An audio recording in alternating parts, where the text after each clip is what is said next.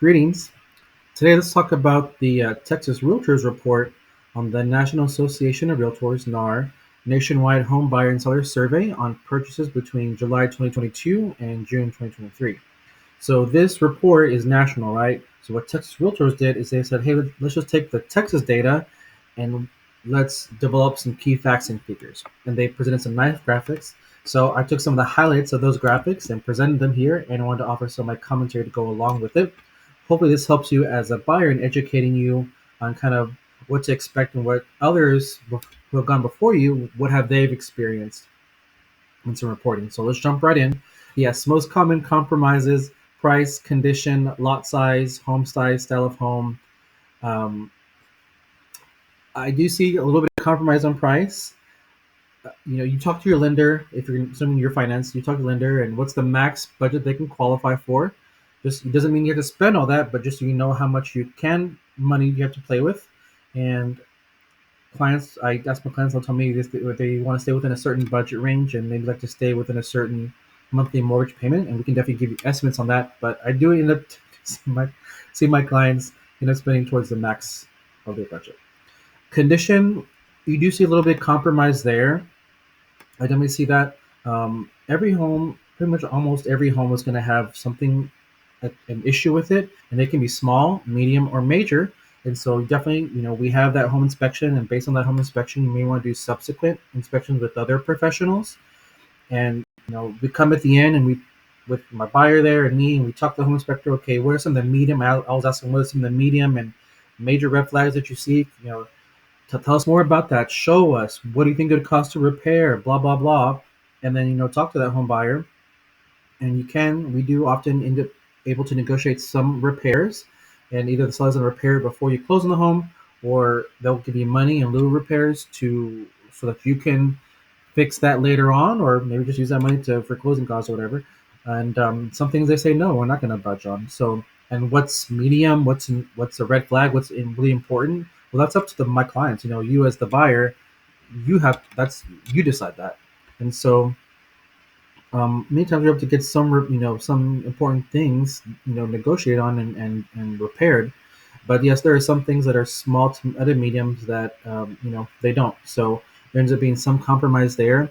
I think most of the time, at least for my clients, um, obviously those transactions did go through, and they were happy. So we got mostly everything, most of what they wanted. So, but yes, there was some compromise, and again, some things are really small, and don't be scared. Sometimes you can get a 30-40 page report, but some things end up being small, and homeowners never even repaired. Yes, even when I bought my home, there were some small to medium things that I still haven't repaired. So sometimes it, you know, takes money and time, but so anyways, there can be some compromise there. Home size, I do, we talk about range, but they end up sort of going towards something a little bit larger. Sometimes I see clients will also send me homes, and it's a little bit smaller than they told me. I didn't send it to you because this is smaller than what you told me, but um, those end up going kind of a little bit below or above. But usually my clients end up tending to be going a little bit bigger than what they thought would be okay. And then yes, these common compromises: school distance, quality of school. So yes, can be very important to do with certain clients want to have a certain rating or within a certain school district or distance to a school. And 23% had no compromises. So let's see. Moving on.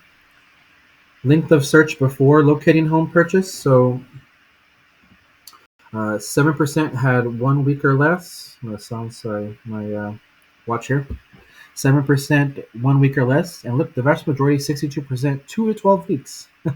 Remember, if you're a cash buyer, you can typically close within 7 to 14 days. If you're financed, usually about 25, 27 to 30 days. So we usually just end up going 30 days.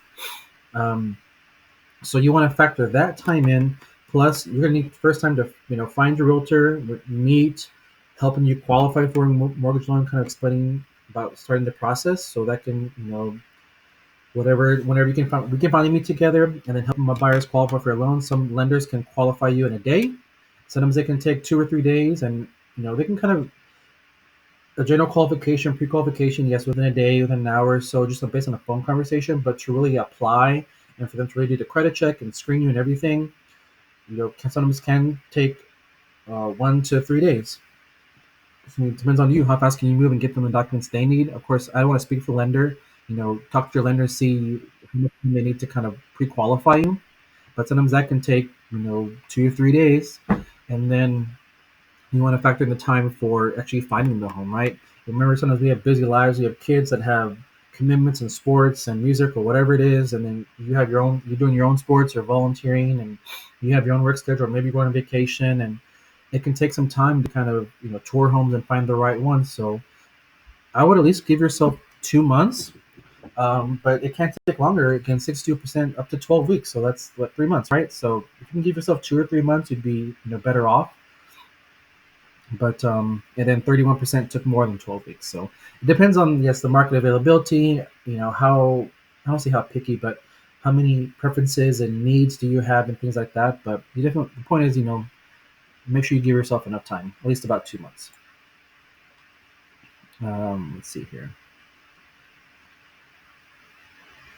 I'm gonna make myself a little bit bigger that we can see me better. Most difficult steps: 20% paperwork. That's why you have me here. You have your realtor to help you through finding the right paperwork.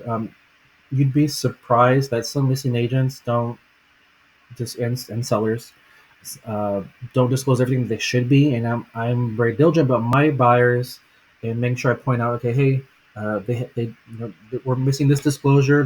Let's get it. Or some that tell me no. Um, if they haven't disclosed it, we can ask for it if you want to know. If you don't care, that's okay. But also sometimes it works out better for the buyers, because if they don't disclose something, as long as they're okay with it, but later they change their mind, well, that could be an out for us to get out of the contract before we close. For some disclosures, even after you've closed, you can actually sue the seller and get the house you paid for, or the money you paid for the house, and attorney fees and that, because they didn't disclose a certain thing. So, and as a listing agent, I'm also very careful. Like I, I'm protecting the interests of the seller, my clients. So I'm trying to minimize the outs that a buyer has in the contract, and minimize risk to my clients. So it's up to them if they don't want to, complete the forms that I ask them to or do the things that I ask them to.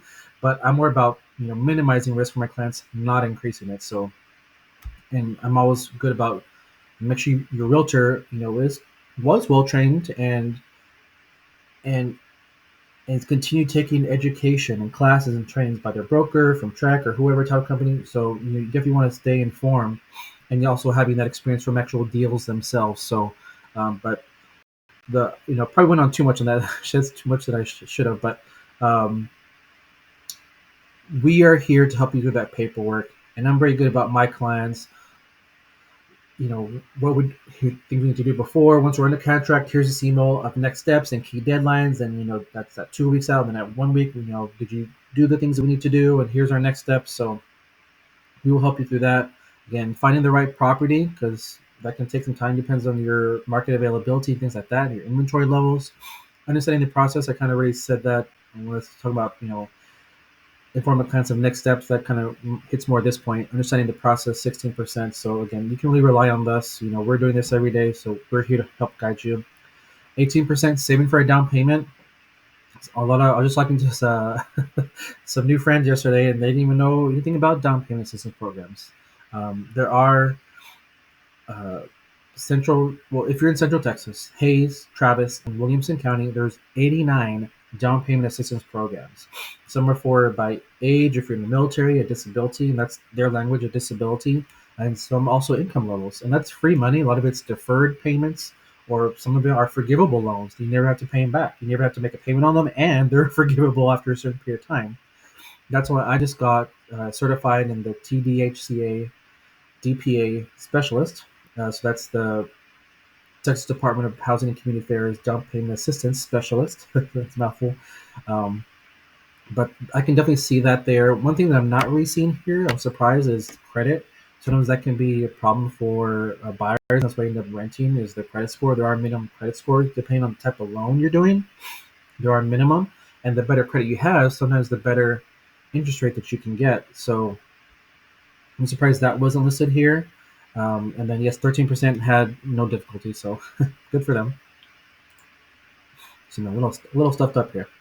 What buyers want most from the real estate agents. So finding the right home. So, wow, some people are like, oh, well, there's Zillow or whatever, but still, they want this help from agents. And as agents, we do a lot more than just finding homes for people. There's a lot more involved in a deal and problems that can arise and things like that. So that's a whole separate conversation. But 52%, that's what they're wanting from their agents. So even though you can't search things your own, it's still important to have a realtor who has actually access to better, more relevant, and updated data.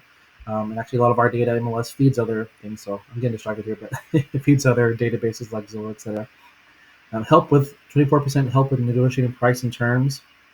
This kind of goes along with 8% helping determine comparable homes. So let me make myself a little smaller here. Um, some actually agents don't know it's in our realtor code of ethics that we're supposed to do a market analysis for buyers before you make an offer in a home, and you really want that because you want to make an informed decision. We're looking at, is that home price too high? Is it just right, or is it actually too low? And what would be a reasonable, fair offer, and or an offer that makes sense strategic wise. And it also depends too on the inventory and how's your real estate market and are there multiple offers. But you should have a realtor be doing that for you so that you can make a proper offer. But yes, some unfortunately agents don't know that. Top benefits provided by agents: 60% helping the buyer understand the process. We kind of talked about that.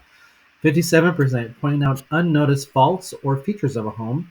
And again, that can be positive too. So I'm pretty good about asking and looking, and sharing once if they're a good listing agent, they're going to post any upgrades or repairs they've made, and I'm be sure I point that out in my comments and messages to my clients before we tour the home or as we tour. Here it is, so you can look at it.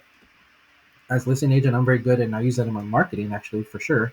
Of all the again upgrades and repairs and sharing things. So, but it can also definitely be about pointing out faults. Sometimes buyers can miss things. And I just had a client right now that I pointed out some foundation concerns I had about the home.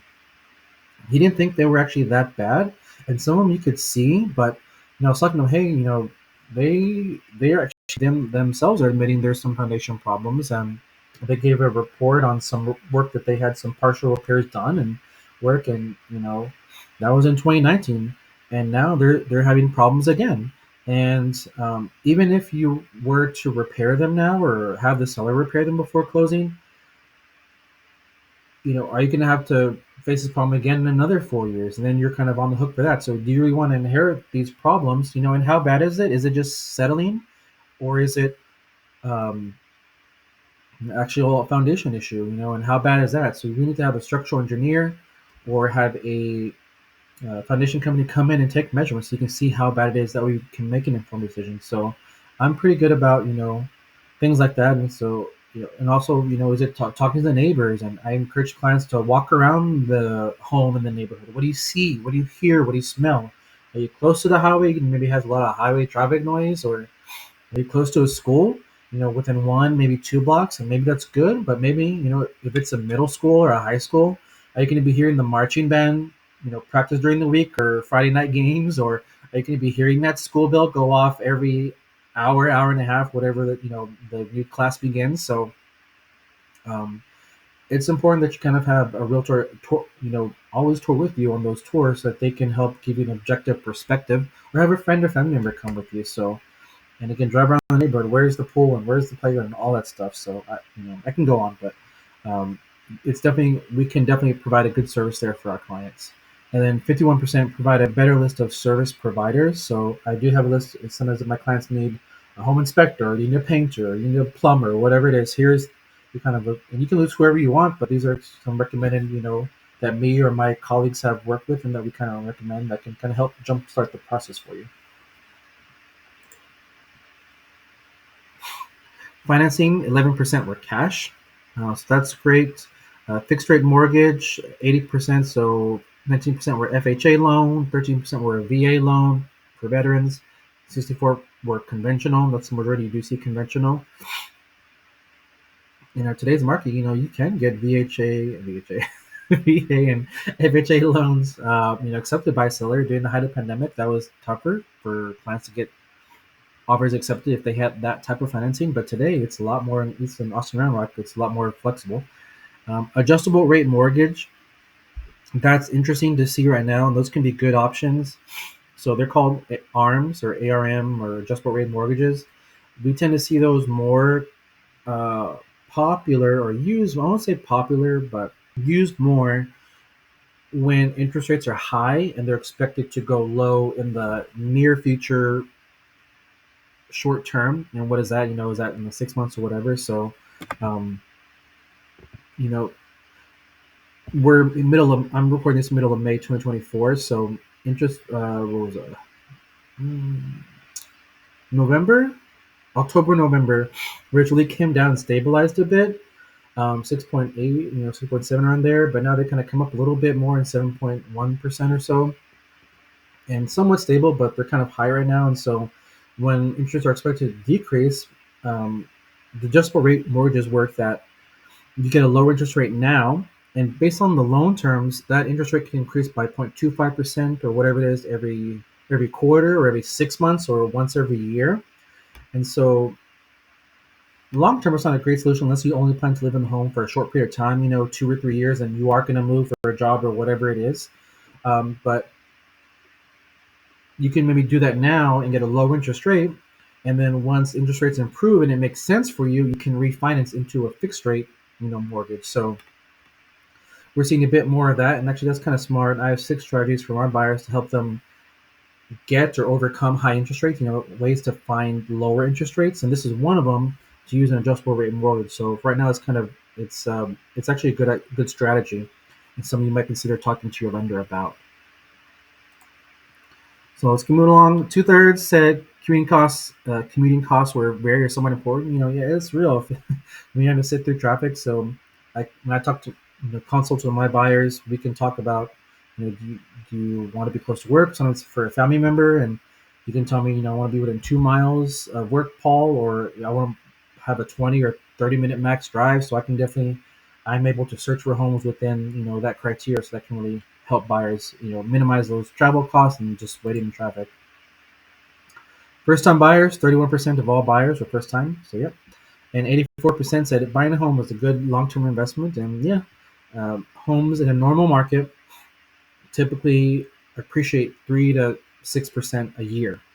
Now, obviously, the real estate market can fluctuate. It can go higher and lower. And even right now, you bought something now, and maybe in 3 years, it actually value goes down a bit, or maybe less than what you bought it for, but it can also go back up. But usually, over time, over a 30-year loan or whatever, your home is going to appreciate. And that's how a lot of Americans build wealth, is through their real estate. 5% experience discrimination. That's pretty sad, actually. So they experience discrimination based on their race, color, religion, sex, disability, familial status, national origin, or sexual orientation. If you're in Austin, city of Austin, ordinance also uh, has protections, or you can't discriminate based on age, student status, sexual orientation, and gender identity. And so you want to make sure your agent, is keeping up with new laws and ordinances and knowing what's on the current law. And you get to sometimes fight for your clients. I had a client. This was a leasing client, but it was actually the listing agent was trying to discriminate my clients based on their familial status. And I was like, hey, pointing that out to you, you can't discriminate them, based on this, and blah blah blah. I'm pointing it out to her. I don't know. In this case, she was listing agent and she was the landlord owner. So um, I don't know if she just didn't know or just forgot for the moment or whatever, but I called her out on it, and I'm not gonna let you discriminate against my client. And my clients decided not to rent that house after all, and they actually ended up. Well, I don't want to go into details, but they ended up something they ended up not going with the host and being able to go with that home. So ultimately, it didn't hurt my clients, but at first she did try to discriminate. So you do need to be careful, and I'm not afraid to call them out or report them to check or report them to the broker, and help them to correct the situation, because I want to fight for my clients. So make sure you have a realtor who fights for you. 91% of buyers were satisfied with the buying process, so that's good to hear. 52% very satisfied, 39% somewhat satisfied, and I know you can kind of see this on the screen. I'm kind of talking it out just so for those who are kind of listening but not really watching it, you can follow along. And last slide here, 2023 key numbers versus 2022. Some of these things are interesting. So the median age has come down, which is interesting. Household income Yep, gone up a little bit. Purchase price, it really depends on your area. But what I found interesting here was the home size. So usually, especially before the pandemic, the median preferred square footage was about 1,800. Went up a little bit in 2021, and then 2022 again to 1,900, and now in 2023, that period to 2,073 square foot. And so obviously for us, we had to stay home, quarantine home, or stay home. So we wanted more workspace and office space and space for our children and or separate from our partner or whatever. So it's kind of interesting to see how that's sort of increased a bit more. So those are kind of some of the key highlights. I'll have another video that will focus on sellers, Texas home sellers. So you can look out for that. Please do like this video, subscribe to my channel, share it. I had to restart my channel. I had a previous channel. I had to close that and move it to a different name, etc. So that's kind of what you're seeing kind of new. So it would help me out if you could share this video with anyone who needs it and then like it. Feel free to contact me with any questions. You have my contact information there. I'm kind of happy to help, give a little bit of free advice. And if you'd like to work with me, I offer complimentary buyer and seller consultations. Or if you want to rent, I work with renters and landlords. So happy to give those consultations as well. We can talk about things. So, all right, until next time. And I'll see you again. Be sure to like and subscribe. And I'll see you next time.